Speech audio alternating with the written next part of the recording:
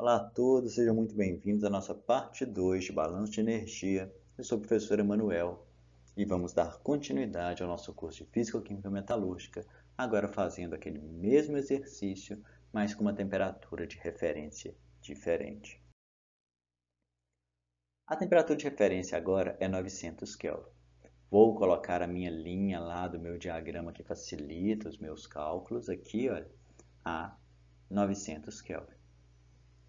Primeira coisa, então, que acontece no meu sistema, eu tenho nitrogênio entrando a 1100 Kelvin, ele é resfriado até 900 agora, estou considerando essa temperatura.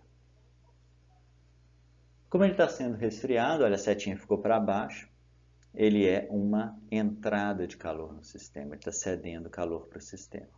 Só que o nitrogênio ele sai a 400, então, olha, ele também agora, na saída do sistema, ele vai de 900 para 400. Observe aqui, olha, que a setinha ficou para baixo, não ficou? Se essa setinha está para baixo, ele continua contribuindo nas entradas de energia. Então, Q1 e Q2 são entradas. Por isso que é importante pensar nisso aqui, olha, como sendo uma escala de temperatura. Setinhas para baixo são entradas, setinhas para cima são saídas. O minério, ele entra em 298, mas a temperatura de referência é 900. Então, ele teve que ser aquecido aqui até chegar a 298. Então, na entrada do minério, ele está contribuindo com uma saída de energia do sistema. Por quê? Para ele ter sido aquecido, ele teve que roubar a energia do sistema. E quando ele sai, ele já está a 900, então ele não contribui com nada no meu sistema. Apesar da ideia aqui demonstrar como é mais fácil realizar os cálculos a 25 a 298 Kelvin, eu também não vou ficar escolhendo temperaturas de referência muito aleatórias, vai ficar ainda mais complexo. A ideia que você tem que pensar é o seguinte: quais são as temperaturas que de fato vão auxiliar na resolução do exercício? Em geral, é a temperatura de 298, ou a temperatura de saída de um minério, a temperatura de saída dos gases. Então, dependendo do que eu quero analisar, pode ser até que fique mais fácil utilizar uma outra temperatura de referência. Mas, em geral, não vai ficar. Poderia ter colocado uma outra setinha aqui também, olha. Uma setinha para cima, apontando como perdas térmicas, que é o que eu quero calcular. Mas essa aqui não vai ser referente a nenhuma temperatura.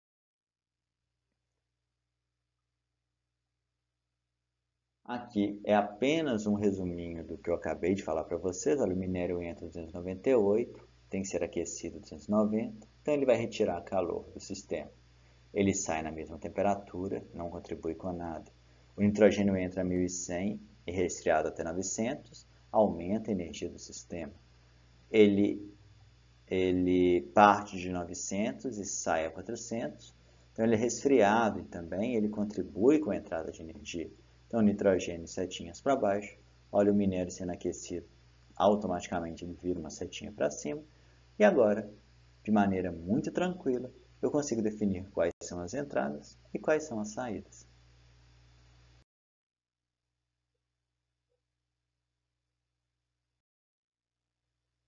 Vamos fazer os cálculos?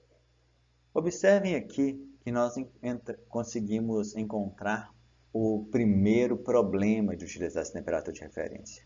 Agora o N2 ele parte de 1100 até 900, mas os nossos dados são tabelados sempre até 298. Então, um H1100 Kelvin menos H900 Kelvin para o N2 vai ter que ser calculado da seguinte maneira, olha, com os dados de H1100 Kelvin menos 298 Kelvin para o N2, menos o H900 menos o H298 Kelvin para o N2.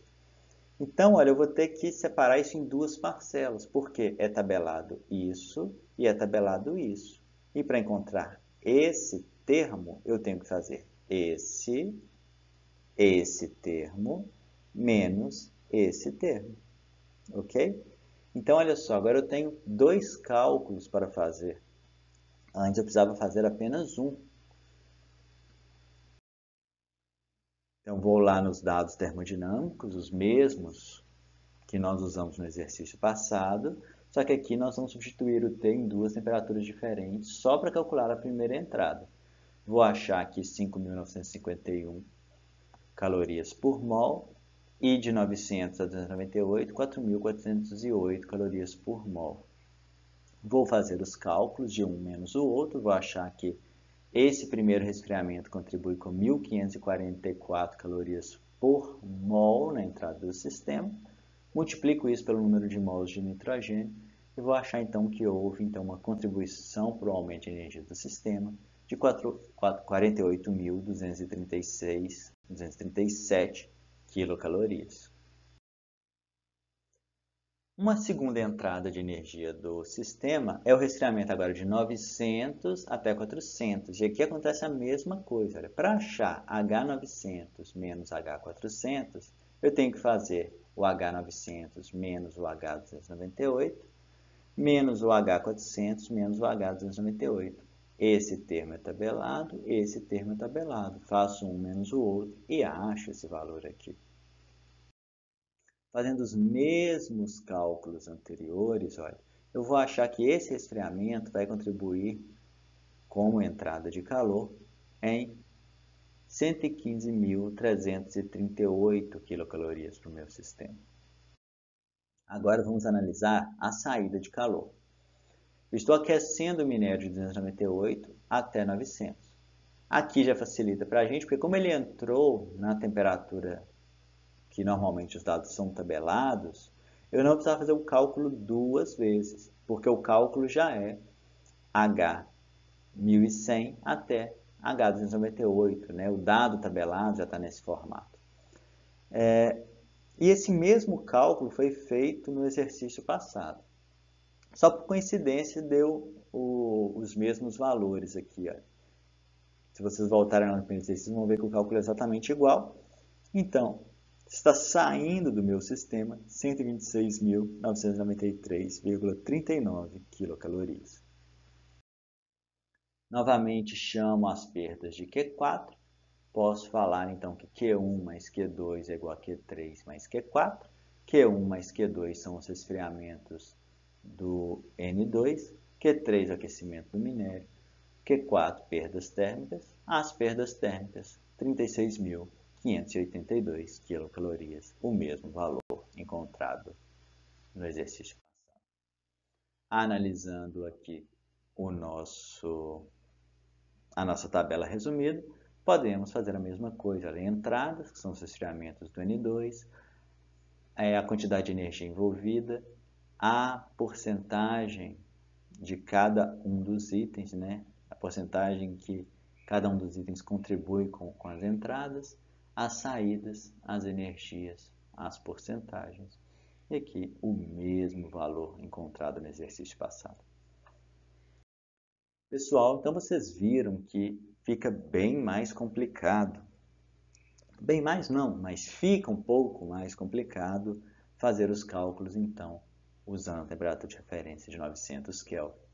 Então, antes de iniciar o exercício, tentem fazer um raciocínio lógico para avaliar qual deveria ser a temperatura de referência que irá minimizar os cálculos para vocês.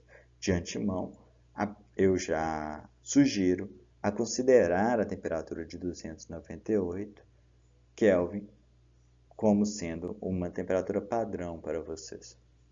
Mas não deixem de analisar. Pode ter casos em que outras temperaturas de referência facilitarão o resultado. Muito obrigado a todos. Até a nossa parte 3 de balanços de energia. Até mais.